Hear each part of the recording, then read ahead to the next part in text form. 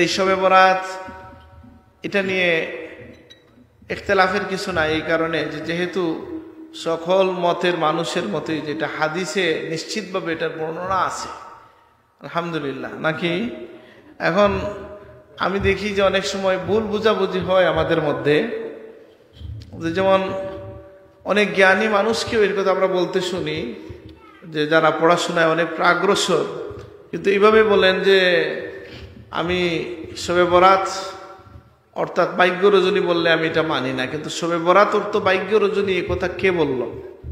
শব অর্থ রাত, আর বারা এটা আরবি শব্দ, অর্থ হচ্ছে মুক্তি, এটা হচ্ছে মুক্তির রজনী। তো মুক্তির রজনী এটা তো হাদিস দ্বারা প্রমাণিত। আল্লাহ অগণিত বান্দাকে এই দিন জাহান্নামের আগুন থেকে মুক্তি দিয়ে দেন আলহামদুলিল্লাহ। এই হাদিসের ব্যাপারে এমনকি ভিন্ন ধারার আলেম যারা তারাও একমত যে ইন্নাল্লাহ লা ইয়াত্তালিউ আলা জামিই খালকি ফায়াগফিরু লিজামিই খালকি ইল্লা লিমুশরিক ওয়া মুশাহিন, যে আল্লাহ সকল সৃষ্টির প্রতি মনোযোগ দেন, মুশরিক এবং হিংসু ছাড়া সবাইকে আল্লাহ মাফ করে দেন। এটা তো বর্ণনাটা সঠিক, সবাই একমত।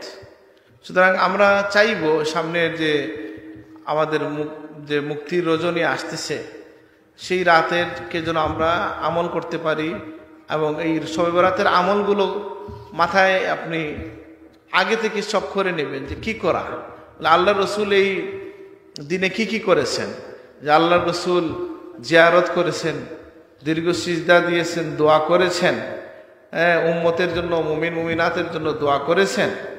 আপনি এর আলোকে ওলামায়ে কেরাম যে সকল কাজের কথা অন্য হাদিসের মধ্যে রাতের বেলা সজাগ থাকা, দিনে রোজা রাখার কথা এসছে, ফাদাইলুল আওকাত লিল বাইহাকি, এই কিতাব খুলে দেখেন এই হাদিস সব যদি আপনি একত্রিত করেন এই কয়েকটা কাজ পাবেন যে আল্লাহ তাআলা আমাদেরকে যে বিশেষ রাত দিয়েছেন তার বৈশিষ্ট্য হচ্ছে যে অন্য ইয়েতে রাতে আল্লাহ তাআলা শেষ রাইতে আসেন,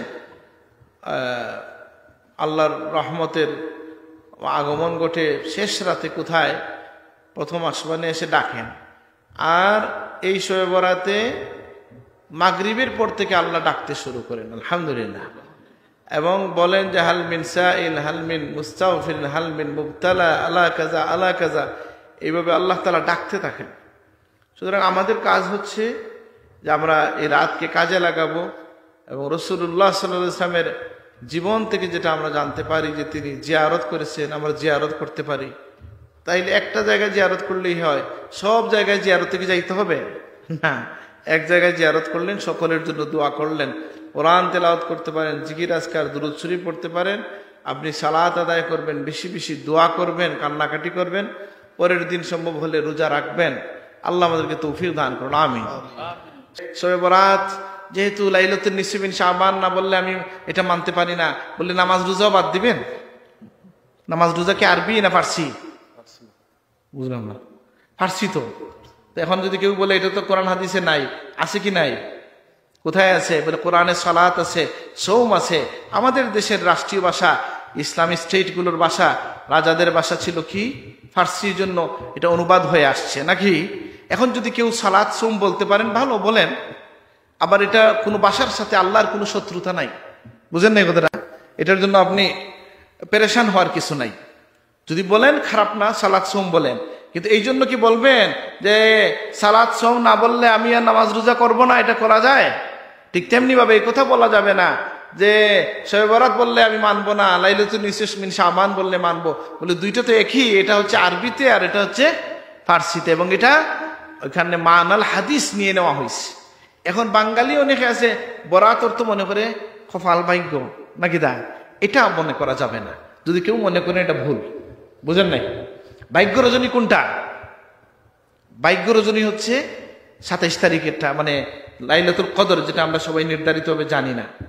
লাইলাতুল কদরে খায়রুম মিন আলফি শাহর, কাদার মানে কি? তাকদীর, ভাগ্যের রজনী, সেটা হচ্ছে ওই সময়। আর এটা হচ্ছে বারাআহ, মুক্তির অর্থে, যে মুক্তির রজনী।